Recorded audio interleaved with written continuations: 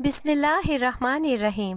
السلام علیکم۔ مصری عورتیں اپنے شوہروں سے جب غلطی سے طلاق لے لیتی ہیں تو گھر میں ہی پڑی ایک چیز سے کیسے حلالہ کر لیتی ہیں کہ فوراً ہی مردوں پر حلال ہو جاتی ہیں۔ اس چیز کا نام جان کر آپ کے بھی رونگٹے کھڑے ہو جائیں گے۔ میں اپنے گھر کی سب سے لاڈلی بیٹی تھی جس کے ساتھ زندگی نے بالکل اچھا سلوک نہیں کیا۔ شاید دنیا لاڈلوں کے ساتھ ایسے ہی کرتی ہے۔ میں 7 بھائیوں کی اکلوتی بہن ہونے کے ناطے بہت ہی ناز اور لاڈ پیار سے پالی گئی۔ ماں باپ اور 7 بھائی میری ہر فرمائش منہ سے نکلنے سے پہلے ہی پوری کر دیتے تھے، لیکن مجھے کیا معلوم تھا کہ شادی کے بعد یہ سب نہیں ہوتا، سب کچھ بدل جاتا ہے۔ اور مجھے کیا معلوم تھا کہ میری زندگی بھی ایک دم بدل جائے گی، کہ میں رخصت ہو کر پاکستان سے ہی دوسرے ملک چلی جاؤں گی۔ مصر کے بارے میں بچپن سے پڑھا اور سنا، مگر یہ تو کبھی خواب میں بھی نہ سوچا تھا کہ شادی کے بعد مجھے وہاں جا کر رہنا پڑے گا، اپنوں سے دور، ایک انجان دیس میں جہاں کے رسم و رواج اور رہن سہن سب کچھ مختلف ہوگا۔ میں نے سوچا تھا کہ میرا شوہر میرا خیال رکھے گا، کہ میں اپنے سب گھر والوں سے دور یہاں اس کے ساتھ آئی ہوں، اپنا گھر بار چھوڑ کر آئی ہوں، تو وہ مجھے پلکوں پر بٹھا کر رکھے گا۔ مگر میرے ماں باپ نے شاید میرے لیے شوہر کا انتخاب کرنے میں غلطی کر دی۔ مجھے نہیں پتا تھا کہ ایسا کچھ میرے ساتھ ہو سکتا ہے جو میری زندگی کو بالکل ایک نئے موڑ پر لے آئے گا۔ بھائی، یہ میرا آخری خط ہے جو میں اپنے شوہر سے چھپ کر آپ کو لکھ رہی ہوں، کیونکہ اس کے بعد میں اپنی زندگی کا شاید خاتمہ کر لوں۔ سب بہت خوش رہیے گا، فقط آپ کی بدنصیب بہن۔ میں نے کوئی 10 بار یہ خط پڑھا تھا جو آج سے 10 سال پہلے میری پھپھو کی طرف سے آیا تھا، اور ان کی طرف سے یہ آخری خط تھا۔ اس کے بعد ان سے کسی قسم کا کوئی رابطہ نہ ہو سکا، نہ ہی خط کے ذریعے اور نہ ہی موبائل کے ذریعے۔ میری پھپھو کے 7 بھائیوں نے انہیں ڈھونڈنے کی بہت کوشش کی، مگر پھپھو کو یا تو زمین نگل گئی تھی یا آسمان کھا گیا تھا، ہمیں کچھ نہ پتا چل سکا۔ سب نے یہی فرض کر لیا تھا کہ شاید وہ مر چکی تھی، مگر میرے بابا جو پھپھو سے بہت پیار کرتے تھے، انہوں نے کبھی اس مفروضے پر یقین نہیں کیا تھا۔ وہ ہر سال چھٹیوں میں مصر جایا کرتے تھے اور پھپھو کو ڈھونڈنے کی کوشش کرتے تھے، مگر ہر سال ان کو ناکامی ملتی تھی۔ میں جب سے جوان ہوا تھا میں نے ابا کو یہی کرتے دیکھا تھا۔ وہ کہتے تھے، ہم نے اپنی بہن کے ساتھ بہت برا کیا، اس کا مستقبل سنوارنے کے چکر میں اسے خود سے اتنی دور بھیج دیا کہ آج تک اسے تلاش نہیں کر پائے۔ میں اب 22 سال کا ہو چکا تھا اور ابا کی طبیعت اب خراب رہنے لگی تھی۔ اس سال گرمیوں کی چھٹیوں میں وہ مصر جانے کا پروگرام بنا رہے تھے، مگر بنا نہیں پائے کیونکہ ڈاکٹر نے انہیں سفر سے منع کیا تھا۔ ابا نے مجھے کہا کہ میں ان کی جگہ مصر جاؤں اور اپنی پھپھو کو تلاش کروں۔ میں جانا تو نہیں چاہتا تھا کیونکہ میں جانتا تھا کہ اتنے سالوں سے کھوئی ہوئی پھپھو اب کبھی نہیں ملیں گی، مگر میں نے سوچا کہ اسی بہانے گھوم پھر لوں گا، ایک نیا ملک اور ایک نئی ثقافت دیکھنے کو ملے گی۔ میں نے مصر جانے کے لیے پاسپورٹ وغیرہ بنوا لیا اور جانے کی تیاری شروع کر دی۔ میں وہاں پھپھو کی وجہ سے نہیں جا رہا تھا، بلکہ اس وجہ سے جا رہا تھا کہ وہاں خوب گھوموں پھروں گا، مگر مجھے کیا علم تھا کہ میرے ساتھ وہاں کیا ہونے والا ہے۔ یہ آج سے 10 سال پہلے کا واقعہ ہے، جب مصر میں قدیم روایات پر عمل کیا جاتا تھا اور وہاں غلام رکھنے کا بھی رواج تھا۔ میں تو اس ملک کی زبان اور طور طریقوں سے بالکل ناآشنا تھا۔ ابا نے تھوڑا بہت سمجھایا تھا کہ وہاں میں جا کر ان کے دوست کے ہاں ٹھہر جاؤں۔ میں نے وہاں ٹیکسی والے کو پتہ دکھایا اور وہاں جانے کا کہا، مگر میرے وہم و گمان میں بھی نہیں تھا کہ میرے ساتھ کیا ہونے والا ہے۔ ابھی تھوڑی ہی دور چلے تھے کہ اچانک ٹیکسی والے نے سڑک کنارے گاڑی روک کر میرے آگے پستول کر دی اور مجھ سے میرا سارا سامان لے لیا۔ اس نے مجھ سے میرا سارا سامان لوٹ لیا اور مجھے خالی کر دیا۔ میرا خیال تھا کہ اب وہ مجھے چھوڑ دے گا، مگر میرا یہ خیال بھی غلط ثابت ہوا، کیونکہ اس نے مجھے لوٹنے کے بعد اچانک ہی میرے منہ پر رومال رکھ دیا، جس سے میں بے ہوش ہو گیا۔ مصر میں میرا پہلا دن ایسا گزرے گا، اگر مجھے پہلے پتا ہوتا تو میں یہاں آنے سے پہلے 100 بار سوچتا۔ ابا نے مجھے کہا بھی تھا کہ وہاں دوسرے ملکوں سے آئے لوگوں کو لوٹ لیتے ہیں، اس لیے میں محتاط رہوں، مگر میں نے ابا کی ہدایت کو سیریس نہیں لیا تھا اور نتیجہ وہی نکلا جس کا ڈر تھا۔ میری آنکھ کھلی تو یہ دیکھ کر میں دنگ رہ گیا کہ میں تو ایک کمرے میں بند تھا۔ مجھے ہوش آیا تو سارے واقعات یاد آئے کہ میرے ساتھ کیا ہوا تھا۔ یہ انکشاف بہت جان لیوا تھا کہ میں اس دیار غیر میں اغوا ہو چکا ہوں۔ یہ سوچتے ہی میری روح کانپ گئی۔ میں تو یہاں اپنی پھپھو کو تلاش کرنے آیا تھا اور اب خود ہی ہمیشہ ہمیشہ کے لیے یہاں قید ہو کر رہ گیا تھا۔ میں نے دروازے پر دستک دینی شروع کر دی، مگر کافی دیر ہو گئی، کسی نے دروازہ نہ کھولا۔ میں بہت پریشان ہو گیا کہ اب میں کیا کروں گا، یہاں سے کیسے نکلوں گا، कमरे में कोई खिड़की भी नहीं थी जिससे मैं फरार हो जाता। थक हार कर मैंने कोशिश छोड़ दी और चुप करके बैठ गया कि अब जो होगा वो देखा जाएगा।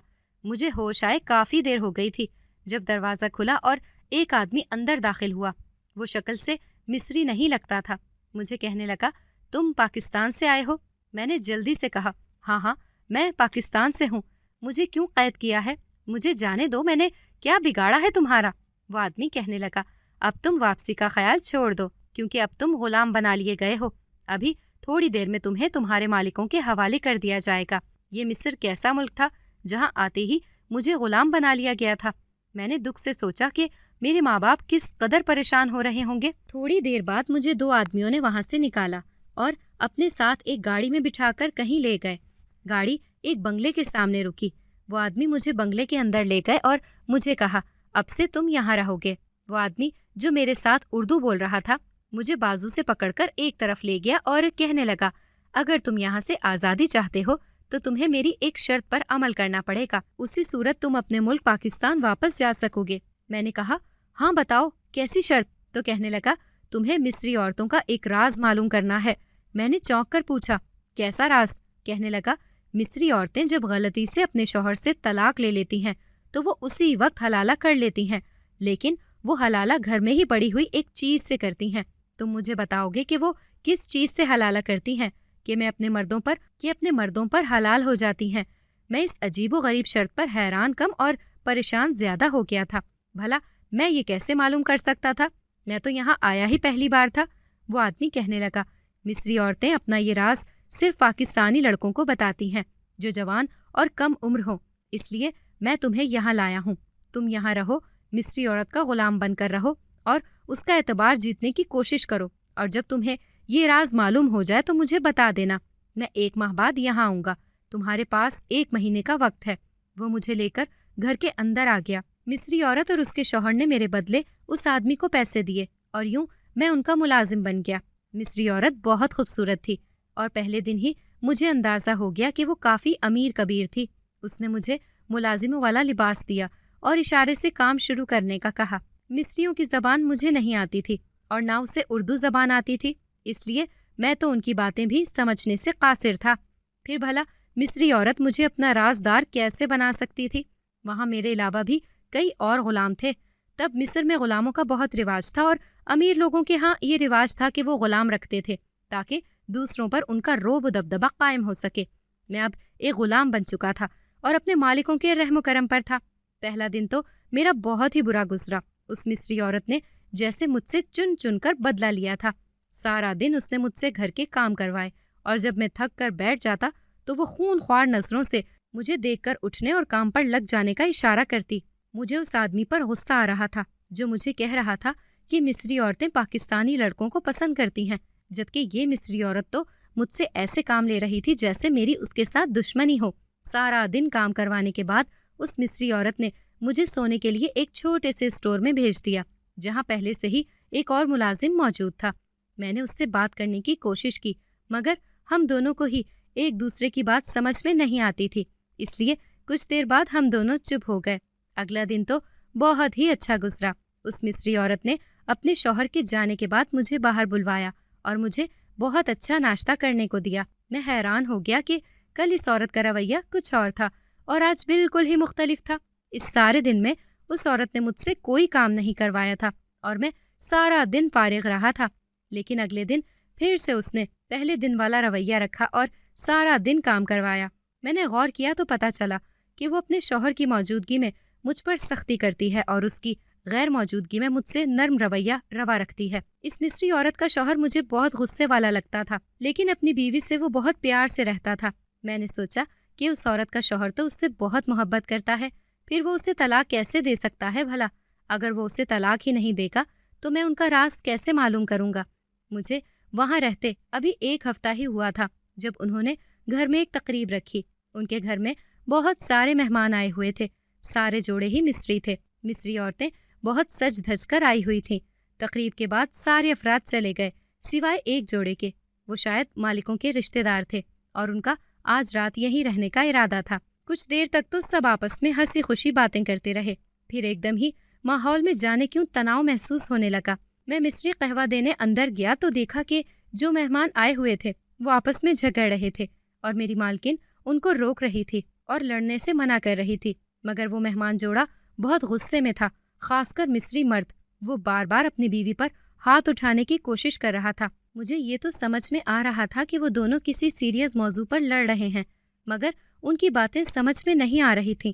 مصری مرد بار بار طلاق کا لفظ استعمال کر رہا تھا، جس سے مجھے اندازہ ہوا کہ بات بہت بڑھ گئی ہے، اور دوسری طرف اس کی بیوی بھی چپ نہیں کر رہی تھی، وہ بھی اپنے شوہر کی ہر بات کا جواب دے رہی تھی۔ یوں جھگڑا مزید طول پکڑ رہا تھا۔ آخر وہی ہوا جس کا ڈر تھا۔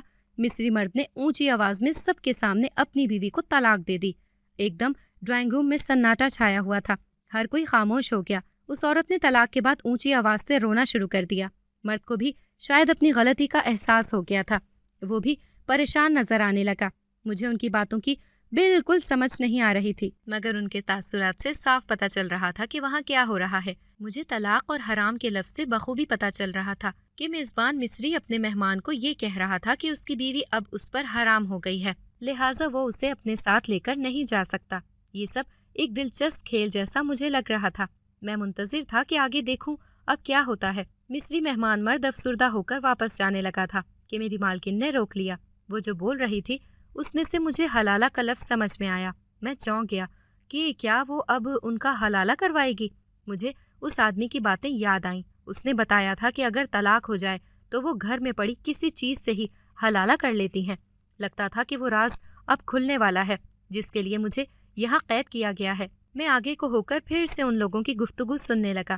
مجھے اندازہ ہوا کہ میری مصری مالکن اس عورت کو حلالے کا کہہ رہی ہے اور اسے منا رہی ہے۔ اس سے بات کرتے کرتے اچانک مصری مالکن کی نظر مجھ پر پڑی۔ اس نے آنکھوں کے اشارے سے مجھے وہاں سے جانے کا کہا۔ میں ڈر گیا اور جلدی سے اپنے اسٹور روم میں آ گیا۔ پھر وہاں پر پتہ نہیں کیا ہوا تھا، میں تو اپنے کمرے میں آ گیا۔ صبح ہوئی تو میں نے دیکھا کہ کل رات جس جوڑے کی طلاق ہوئی تھی وہ دونوں اب بڑی ہنسی خوشی ناشتے کی ٹیبل پر اکٹھے بیٹھے ہوئے تھے۔ میں نے دوسرے ملازم سے اشارے میں پوچھا کہ کل رات تو ان کی طلاق ہو گئی تھی، پھر اب؟ اس نے مجھے ٹوٹی پھوٹی اردو میں سمجھایا کہ ان کا حلالہ ہو چکا ہے، اس لیے وہ اب اپنے شوہر پر حلال ہے۔ میرے لیے یہ سب جاننا بہت ہی زیادہ حیرت انگیز تھا کہ مصری مالکن نے اپنی دوست کا حلالہ کس چیز سے کروایا ہے۔ مجھے وہاں رہتے 15 دن ہو چکے تھے اور ابھی تک مجھے اس راز کا پتہ نہیں چل سکا تھا۔ میں نے اب فیصلہ کر لیا تھا کہ مجھے اس راز کو ڈھونڈنے کی بجائے یہاں سے فرار ہونا چاہیے، مجھے یہاں سے بھاگنا چاہیے۔ میں نے وہاں سے بھاگنے کے منصوبوں پر غور کرنا شروع کر دیا۔ محل نما اس بنگلے میں ہم کل 4 ملازم تھے اور گھر والے صرف 2 افراد تھے، مصری مالکن اور ان کا شوہر۔ میں نے ایک دن موقع پا کر گیٹ کی چابی چرائی اور رات کے دوسرے پہر میں خاموشی سے اٹھا اور بیرونی گیٹ کی طرف بڑھ گیا۔ میں نے پیچھے مڑ کر دیکھا تو کوئی نہیں تھا۔ میں نے جلدی سے تالے میں چابی لگائی اور گیٹ کھول کر باہر دوڑ لگا دی۔ ایک لمحے کے لیے مجھے ایسا لگا کہ کوئی میرے پیچھے بھاگا ہے۔ میں نے مڑ کر دیکھا تو میرے قدموں تلے سے جان نکل گئی۔ میں نے مڑ کر دیکھا تو میرے قدموں سے جیسے جان نکل گئی ہو، کیونکہ میرے عین پیچھے وہی شخص بھاگ رہا تھا جس نے مجھے یہاں قید میں ڈالا تھا۔ وہ میرے پیچھے کیسے آ گیا؟ میرا تو اسے دیکھ کر دل کانپ گیا تھا اور ڈر کے مارے میرے قدموں کی رفتار اپنے آپ ہی سست ہو گئی اور وہ میرے سر پر پہنچ گیا۔ اس نے مجھے پکڑ لیا اور کہنے لگا، مجھے معلوم تھا کہ تم بھاگنے کی کوشش ضرور کرو گے، اس لیے میں روز رات کو گیٹ کے آگے پہرا دیتا تھا۔ میرا یقین غلط ثابت نہیں ہوا، تم نے واقعی بھاگنے کی کوشش کی ہے، اور اگر یہ بات تمہارے مصری مالکان کو پتہ چل گئی تو وہ تمہیں جان سے مار دیں گے۔ یہاں غلام فرار ہو جائے تو سزا کے طور پر اس کو سزائے موت دی جاتی ہے۔ میں نے اس کے سامنے ہاتھ جوڑ کر کہا، پلیز کسی کو مت بتانا، میں اندر چلا جاتا ہوں اور آج کے بعد بھاگنے کی کوشش بھی نہیں کروں گا۔ اس آدمی نے پوچھا، میں نے تمہیں وہ راز معلوم کرنے کا کہا تھا، تم نے کیا یا نہیں؟ میں نے جھنجھلا کر کہا، میں وہ راز تبھی معلوم کروں گا نا جب ان کی طلاق ہوگی۔ وہ مصری اپنی بیوی سے بہت محبت کرتا ہے اور اس کو کبھی طلاق نہیں دے گا۔ جب وہ اس کو طلاق ہی نہیں دے گا تو میں کیسے اس راز کی جڑ تک پہنچ جاؤں گا؟ وہ آدمی کہنے لگا، یہی مصری ایک بار پہلے بھی اپنی بیوی کو طلاق دے چکا ہے اور اس نے حلالہ کیا تھا تاکہ دوبارہ اپنے شوہر پر حلال ہو جائے۔ مجھے بس اتنا معلوم کر کے بتاؤ کہ وہ مصری عورت کس چیز سے حلالہ کرتی ہے۔ ان میاں بیوی میں ایسے حالات پیدا کرو کہ ان میں طلاق ہو جائے، پھر حلالہ کے لیے وہ کیا چیز استعمال کرے گی، بس اس کا نام مجھے بتانا और तुम्हें उसी वक्त आज़ादी मिल जाएगी। मैं वापस घर के अंदर आ गया। पता नहीं मेरे पीछे मेरे घर वालों का क्या हाल हो रहा होगा। मैंने कहा था कि जाते ही फ़ोन करके अपनी खैरियत की इत्तला दूंगा, और आज 15 दिन हो गए थे, मैं एक फ़ोन कॉल भी नहीं कर सका। मेरी माँ तो पहले ही मेरे यहाँ आने के हक में नहीं थी। मुझे याद आया जब मैं यहाँ आने के लिए रवाना हो रहा था तब मेरी माँ ने मुझे कितना रोकने की कोशिश की थी। मुझे अम्मा ने कहा था कि मेरा दिल नहीं मान रहा कि तुम्हें इतनी दूर भेजूं, तुम मत जाओ, मुझे डर है कि कहीं तुम्हारे साथ कुछ गलत ना हो जाए। काश उस वक्त मैं अपनी माँ की बात मान लेता तो इस वक्त इस कैद में तो ना होता। अब अपनी आज़ादी के लिए मुझे अपने मालिकान के बीच लड़ाई का माहौल पैदा करना था ताकि उनमें तलाक हो और फिर मालकिन हलाला करे। सारी रात मैं सोचता रहा कि कैसे उनकी लड़ाई करवाऊं। सुबह उठा तो मैंने बागीचे से काफ़ी सारे गुलाब तोड़े और चुपके से जाकर मालकिन के सराहने रख दिए। मुझे उम्मीद थी कि जब वो रोज़ अपनी बीवी के आसपास और सराहने गुलाब के फूल देखेगा तो लाजमी सवाल करेगा। मैंने 2-3 रोज़ ऐसे ही किया। एक दिन मालकिन अपना मोबाइल सोफे पर रखकर अंदर किसी काम से गई तो मैंने देखा कि उसके शौहर की कॉल आ रही है। पहले तो मैंने सोचा कि मालकिन को बता दूं कि उसके शौहर का फ़ोन आ रहा है, लेकिन फिर मैंने फ़ौरन ही मोबाइल पकड़ा और कॉल काट दी। 2 मिनट के बाद ही कॉल दोबारा आने लगी, मगर मैंने फिर से कॉल काट दी। ऐसा 3-4 बार हुआ। फिर मैंने मालकिन का मोबाइल बंद करके वहीं रख दिया। मुझे उम्मीद थी कि अब साहब को ज़रूर गुस्सा आएगा और वो आकर अपनी बीवी से झगड़ा करेगा, और ऐसा ही हुआ। मेरी तवक्को के ऐन मुताबिक थोड़ी देर बाद ही मिस्त्री मालिक बहुत गुस्से में घर आया और आते ही अपनी बीवी से लड़ना शुरू कर दिया। उस बेचारी को तो मालूम भी नहीं था कि क्या होने जा रहा है, और मैंने ये सब उसके साथ किया है। इससे पहले मैंने ढेर सारे फूल भी लाकर सोफे पर रख दिए। उसने बहस करते करते अपनी बीवी से उन फूलों की बात पूछना शुरू कर दी। इस बेचारी को मालूम भी नहीं था कि वो क्या जवाब देती। वो तो हक तक अपने शौहर को देख रही थी। मुझे बहुत अफसोस हुआ कि मैं अपनी आज़ादी के लिए यूं उनमें तलाक करवाने की कोशिश कर रहा हूँ, लेकिन फिर मैंने सोचा कि उनका फिर से हलाला हो जाएगा, उनका कौन सा नुकसान हो रहा है। मैंने इन्हीं सोचों के दौरान देखा तो अचानक चौंक गया। साहब मालकिन पर हाथ उठाने वाला था। मुझसे यूं औरत की तजलील देखकर बर्दाश्त न हुआ और मैंने आगे बढ़कर फौरन साहब का हाथ पकड़कर उसे बेगम साहिबा को मारने से रोक दिया।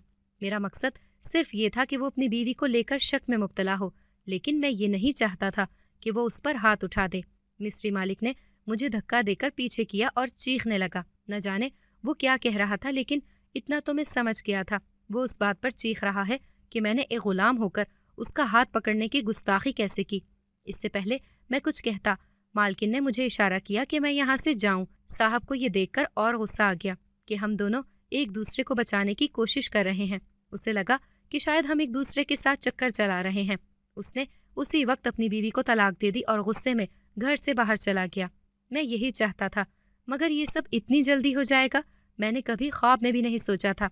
मैंने अपनी मिस्री मालकिन की तरफ देखा कि अब वो जल्दी से हलाले के लिए उठेगी और मैं देख लूँगा कि आखिर वो कौन सी चीज़ है जिससे मेरी आज़ादी मशरूत कर दी गई थी।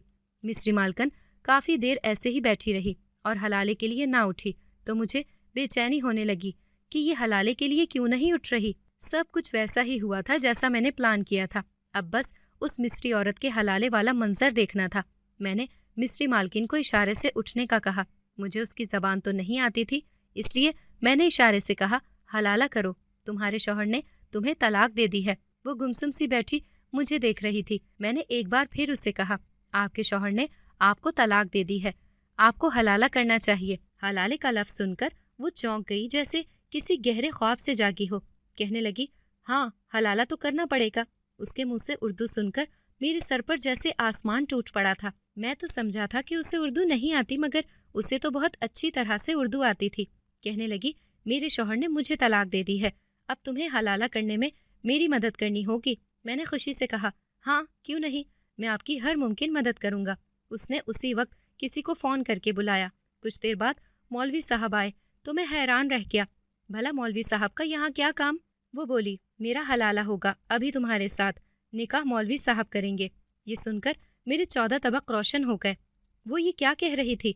उस आदमी ने तो कहा था कि वो घर में पड़ी किसी चीज़ के साथ हलाला करेगी, मगर मुझे क्या पता था वो घर के मुलाजिम से ही हलाला करेगी। मैंने परेशान होकर कहा, मगर मैं आपके साथ निकाह नहीं कर सकता। वो गुस्से से बोली, क्यों नहीं कर सकते? मेरे शौहर ने मुझे तुम्हारी वजह से तलाक दे दी है, अब तुम ही हलाला करोगे। तुमने मुझे बर्बाद किया है और अब तुम ही हलाला करोगे मेरे साथ। कह तो वो सही रही थी, کہ میری وجہ سے وہ بیچاری طلاق یافتہ ہو گئی ہے۔ میں نے سوچا کہ حلالہ ہی تو کرنا ہے، کر لیتا ہوں، اس آدمی کی شرط بھی پوری ہو جائے گی اور مجھے آزادی بھی مل جائے گی۔ میں نے حامی بھر لی اور اس مصری عورت سے نکاح کر لیا۔ مجھے یہ تھا کہ نکاح کے بعد وہ مجھ سے طلاق کا مطالبہ کرے گی تاکہ دوبارہ اپنے شوہر سے نکاح کر سکے، مگر اس نے اس کی بجائے جلدی سے اپنا سامان سمیٹنا شروع کر دیا۔ کپڑے، جوتے اور ڈھیر سارے پیسے اس نے ایک بیگ میں رکھے۔ میں حیرانی سے اس کی کارروائی دیکھ رہا تھا کہ وہ کیا کر رہی ہے۔ اس نے وہ بیگ مجھے پکڑایا اور خود برقع پہننے لگی، پھر مجھے کہنے لگی، چلو نکلو یہاں سے، اس سے پہلے وہ واپس آ جائے۔ یہ سب کیا ہو رہا تھا؟ مجھے کچھ سمجھ نہیں آ رہا تھا۔ اس نے میرا ہاتھ پکڑ کر باہر کا رخ کر لیا۔ گیٹ کے باہر مجھے وہی آدمی نظر آیا جس نے مجھے یہاں قید کیا تھا۔ ہم دونوں کو دیکھ کر کہنے لگا، جلدی کرو، گاڑی میں بیٹھو، دیر ہو رہی ہے۔ مجھے کہنے لگا، بیٹھ جاؤ، میں تمہیں راستے میں سب بتاتا ہوں۔ میں اور وہ مصری لڑکی گاڑی میں بیٹھ گئے اور اس آدمی نے گاڑی چلانی شروع کر دی۔ جیسے ہی ہم گھر سے تھوڑا دور آئے، میں نے مشکوک نظروں سے دونوں کو گھورتے ہوئے پوچھا، یہ سب کیا ہے؟ مجھے بتاؤ۔ وہ لڑکی کہنے لگی، میں تمہاری پھپھو کی بیٹی مرینا ہوں۔ یہ بات تم نہیں جانتے، مگر میں جانتی ہوں۔ یہ جو گاڑی چلا رہا ہے، یہ تمہارے ابا کا گہرا دوست ہے۔ تمہارے ابا ہر سال یہاں مجھ سے ملنے آتے تھے۔ وہ مجھے اپنے ساتھ لے جانا چاہتے تھے، مگر میری ماں اس دنیا سے جاتے ہوئے میری شادی میرے چچا کے بیٹے سے کر گئی، جو بالکل میرے باپ جیسا تھا، انتہا کا شدت پسند۔ اس میں بھی میرے باپ کی عادات کوٹ کوٹ کر بھری ہوئی ہیں، چھوٹی چھوٹی باتوں پر غصہ کرنا اور ہاتھ اٹھانا، جیسے میرا باپ میری ماں پر ہاتھ اٹھایا کرتا تھا۔ میں اپنے ماموں کے ساتھ پاکستان واپس جانا چاہتی تھی، مگر مصر کے قانون کے مطابق میں اپنے شوہر کی اجازت نامے کے بغیر اس ملک سے باہر نہیں جا سکتی تھی، اور میرا شوہر مجھے کبھی اجازت نہ دیتا۔ ایک بار پہلے بھی اس نے غصے میں مجھے ایک طلاق دے دی تھی۔ میں اس سے جان چھڑوا کر اپنی ماں کے رشتہ داروں کے پاس جانا چاہتی تھی، اس لیے ماموں نے اس بار تمہیں یہاں بھیجا تاکہ میں تم سے شادی کر کے اس ملک سے نکل آؤں۔ تمہیں بتاتے تو تم منع کر دیتے، اس لیے ہم سب نے مل کر یہ پلان بنایا اور تمہیں یہاں لے آئے تاکہ میرا شوہر مجھے طلاق دے اور میں تم سے شادی کر کے اور نکاح نامہ دکھا کر اس ملک سے باہر نکل سکوں۔ میں جانتی ہوں کہ عدت کے بغیر میں نے تم سے نکاح کیا ہے، مگر بس یہ سب یہاں سے نکلنے کی خاطر کیا ہے۔ پاکستان جا کر بے شک اس کاغذ کے ٹکڑے کو پھاڑ دینا۔ وہ آدمی کہنے لگا، میں تمہارے باپ کا دوست ہوں اور یہ سب اس کے کہنے پر ہوا ہے۔ میں یہ سب سن کر ساکت رہ گیا۔ مجھے بالکل امید نہیں تھی کہ ایسا میرے ساتھ ہوگا اور سب مل کر کریں گے۔ اس آدمی نے میری ساری چیزیں واپس کر دیں۔ مصری قانون کے مطابق ہم نے نکاح نامہ دکھایا اور وہاں سے نکل کر پاکستان آ گئے۔ میرے سب گھر والے پھپھو کی بیٹی سے مل کر بہت خوش ہوئے۔ میں نے اس کو عدت مکمل کرنے کا کہا اور عدت مکمل کرنے کے بعد میں نے اس سے سچ مچ کی شادی کر لی، کیونکہ میں چاہتا تھا کہ اب وہ ہمیشہ اسی گھر میں رہے تاکہ پھپھو کی کمی پوری ہو جائے۔ اگر آپ کو ہماری آج کی کہانی پسند آئی ہے تو اسے لائک کریں، شیئر کریں اور چینل کو سبسکرائب کرنا مت بھولیے گا تاکہ آپ کو ہر نئی آنے والی ویڈیو کا نوٹیفیکیشن بر وقت ملتا رہے۔